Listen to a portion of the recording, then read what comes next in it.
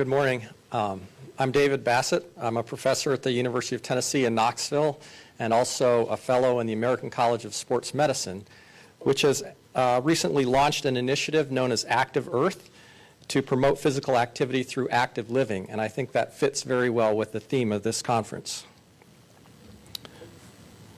Let's see, where is the switch? Right here? Okay, thanks.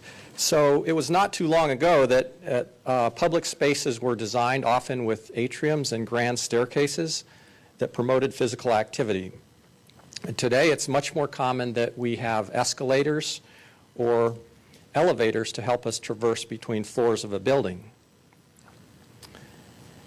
The decision about whether to put in stairs or elevators or escalators or how to weight those different options depends on a number of design criteria that affect the design solution. For example, the amount of time it takes to traverse between floors is one factor. Accessibility for individuals with disability is another factor. In addition, there are financial considerations related to the initial cost as well as the cost of maintaining and repairing these structures, as well as electricity usage. And then finally, we have to consider disasters, so things like fire, earthquake, even terrorist strikes. And I'm sure you all know that on 9/11, there were thousands of people who were able to escape the Twin Towers through running down the stairs. Interestingly, the stairs there were designed wider than required by code, and this allowed people to pass each other in the staircase, which was a benefit. Another design criteria could be the health of the building occupants, and that's something that I think needs to be considered. Today in our 21st century workspace, we do almost everything at the computer, many of us, and the only time we get up from our desks is to go to the restroom or the coffee pot or perhaps to visit a coworker. Prolonged sitting is very bad for us. It leads to all sorts of health problems, and you can see them listed here. There's growing evidence that sitting is not our natural state. One solution to this is to design buildings that promote physical activity and improve the public health. Stair use has many benefits and can be one of the features that allows us to promote physical activity.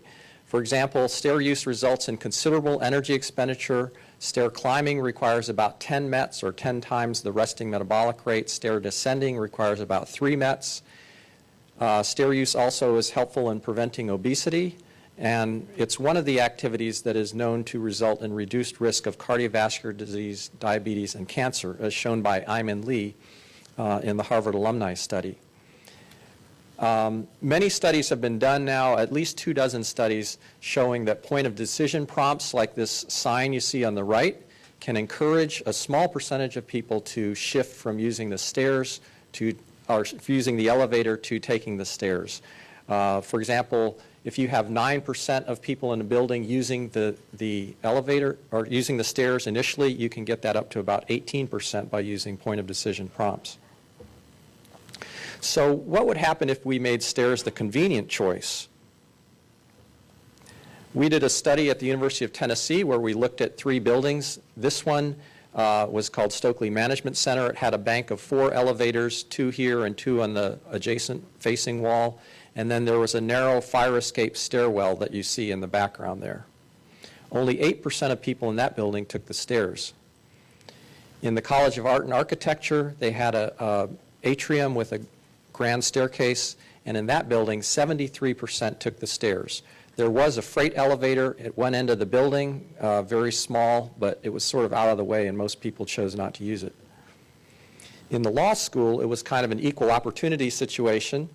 There was a wide, well-lit, attractive staircase, and there were 2 elevators in close proximity to it. But in that building, we found that 81% of individuals used the stairs. Another example would be at the Rochester Institute of Technology. In one of their buildings, they have an open atrium with a well-designed staircase.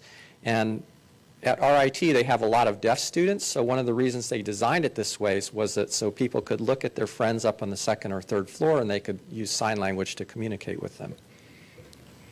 Ohio State University is another example of an institution which has a building that has a large atrium with an open staircase. Good design can motivate people to take the stairs. These stairs are a design element that provides value to the building occupant, stimulating and energizing the mind. At Colorado State University, they have a staircase that's sort of not in a atrium, but it's sort of tacked on the outside of the building, and it gives the occupants a view of the surrounding campus as they ascend the staircase. I looked into a little bit about how much energy is used by elevators, and compared to the average American home in the middle, you can see that a hydraulic elevator in a 3-story office building uses somewhat less energy. A traction elevator in a 10-story building uses more energy, but there are definitely energy savings to be had if we get more people to use the stairs. So I'm kind of here to issue a challenge to designers. I think there is an opportunity to influence the U.S. Green Building Council. Currently, LEED certification requires efficient vertical transportation equipment, but human power can replace electric power. So why should we not award points for having user-friendly stairs?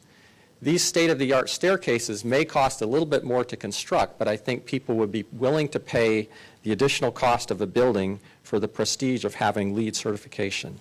Thank you very much.